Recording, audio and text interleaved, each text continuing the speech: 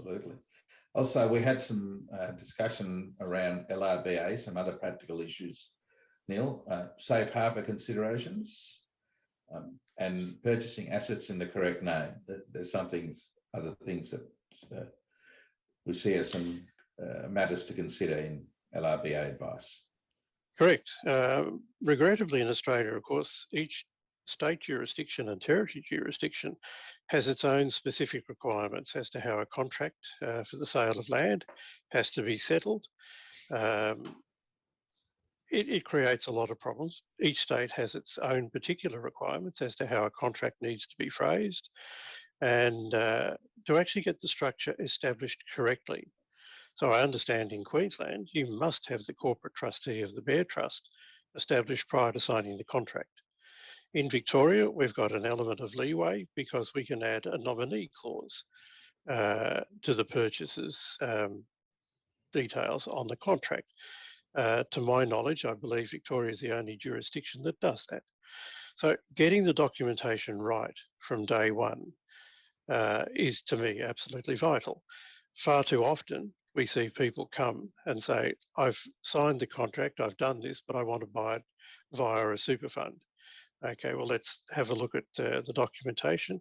Have you got the Bear Trust? Have you, in fact, got a super fund? Well, no. By then, it's possibly too late. We want to get every indication clear and correct in our minds before we actually enter into an agreement to purchase a property. There's a range of other issues. To me, the safe harbour guidelines, they're there specifically for related party loans. But from my perspective, what they do is give us a good idea about what the ATO considers to be reasonable in respect of an LRBA.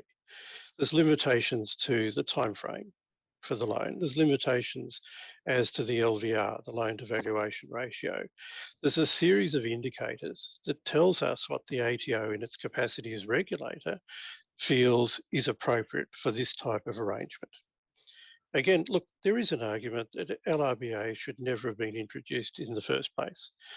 Well, back in 2007, the legislation was introduced. I described it at the time as effectively using a sledgehammer to crack a peanut in terms of providing a solution for a technical problem. Having said that, the legislation's there. It's legal to enter into these arrangements, but it needs to be done prudently and with due consideration to all of the appropriate matters. I believe, recalling in 2007, that the original purpose was for business real property to be acquired through LRBAs. That's certainly one of them. Purpose. But one of the things that was causing the ATO great angst at the time was instalment warrants, which were starting to be available through the stock exchange. Well, technically, there's an element of borrowing. You also had self-funded instalment warrants.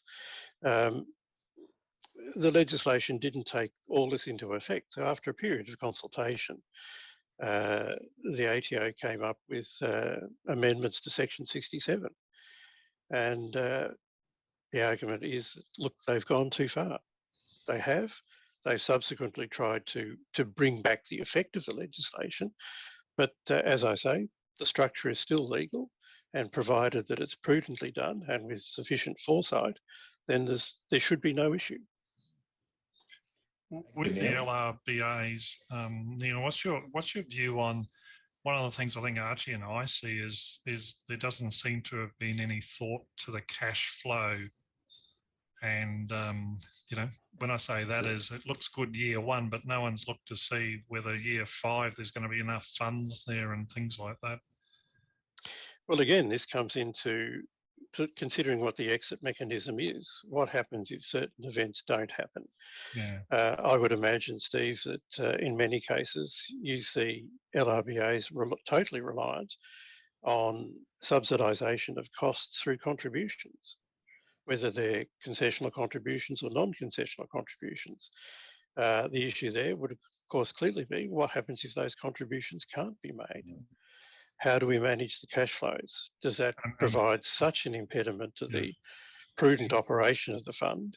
And that the property is rented. Yeah, correct. This is just yet another consideration. And don't forget, as part of the investment strategy, we have to take into account the solvency and liquidity of the SMSF. Now, again, most of the time you would see the issues associated with solvency and liquidity mentioned in the trust deed. But because they're covenants of a fund, they don't have to be, but they're deemed to be incorporated in the fund. So the issue of solvency and liquidity, they're primary considerations when you're looking at an LRBA arrangement.